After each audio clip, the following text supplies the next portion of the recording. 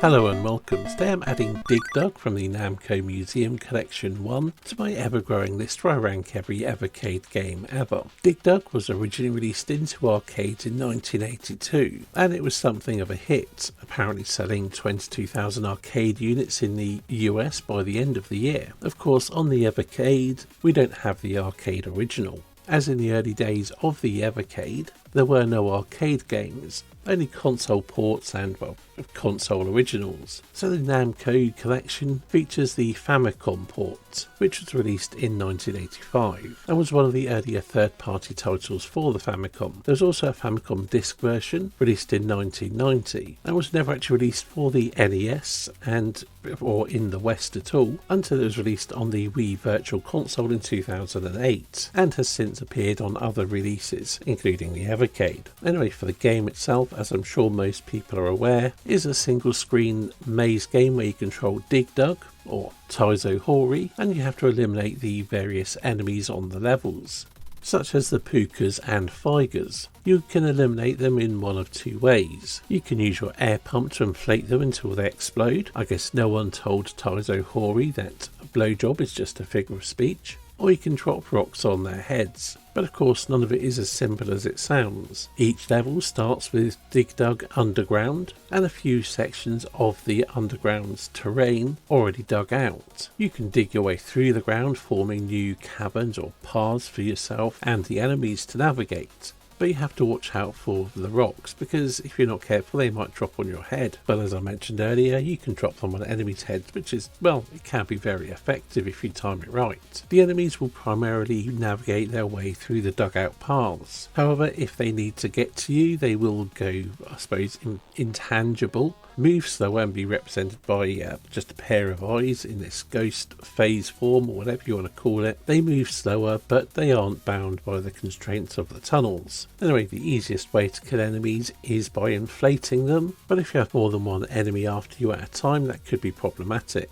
So dropping rocks on them and comboing kills like that, well, that's a good way to get good scores and eliminating many enemies in one. The game has a bit of strategy to it, and the scoring of the game, well, if you drop 2 rocks on a stage, a bonus item will appear in the centre of the screen, which obviously if you collect it, you get bonus points. So if you're chasing those high scores, you want to be doing that and dropping a rock on as many enemies' heads at one time as you can. But getting the timing of the rock drops and onto enemies can take a bit of getting used to. Oh, and it's worth mentioning the game has something like 255 levels, so good luck seeing them all. But really, it's a score chaser, so do you really need to see all those levels? Well, yeah, I suppose if you're really good. Anyway, that's the game in general. The NES port or Famicom port is said to be fairly accurate, but I don't think I've ever played the arcade original. Speaking of my nostalgia on the game, well, I did play sort of home computer ports years ago, but not that often, and really it's a game that I've gotten more into on the Evercade than I ever did back in the day, so there's not a huge amount of nostalgia for me. But anyway, so the NES port itself, graphically, it's not a bad looking game. Being an early Famicom game, it's not one of the most impressive looking games for the system, but it recreates the look of the arcade original fairly well given the constraints of the hardware. But most importantly, everything is clean and readable and aids the gameplay nicely. Even though it could never be called one of the all-time best looking games on the NES, it's still fine looking for what it is. That sounds like a backhanded compliment, but it's recreating an older arcade game and came out originally not long after its release, so yeah, it's fine. The audio is also pretty decent. The sound effects are cute and suits the sort of simple arcade style of gameplay. One interesting thing, and this is apparently from the arcade original as well, is the main theme or the main music only plays when Digdug is moving. So everything's pretty decent on the audio front. So as I understand it, it is a fairly accurate port of the arcade original, just with a slight reduction in the screen resolution, needing for a tighter playfield and slightly simplified AI logic routines.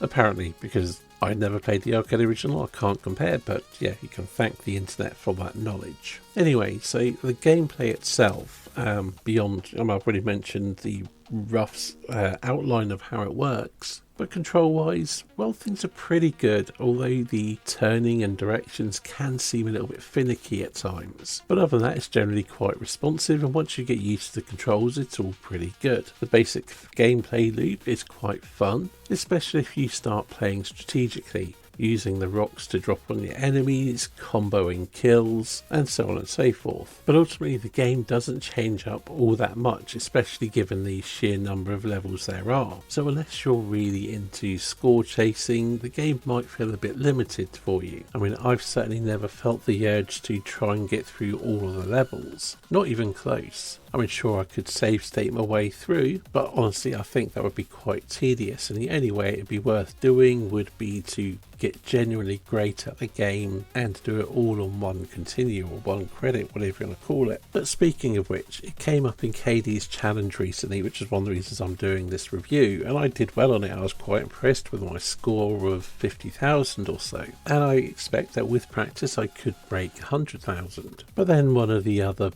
people taking part in the challenge scored over 6 million. Yeah, there was no way I was going to even try and equal that score, because that's well out of my skill range and is generally bloody epic. But anyway, overall I think it is safe to say that Digdug is a decent old school arcade game. Yeah, even though it's still the port of an arcade game with that style of gameplay. Yeah, I like it. It's decent. I wouldn't call it amazing, but it's still something of a classic. So to rank it on my ever-growing list, where I rank every Evercade game ever, I've elected to put it above Pac-Man, but below Asteroids, placing it at 137 out of 367 games that I've ranked so far. I guess that's enough Digdug for now. I will do Digdug 2 in a separate video. So that's it for today, and I'll catch you again in the next video.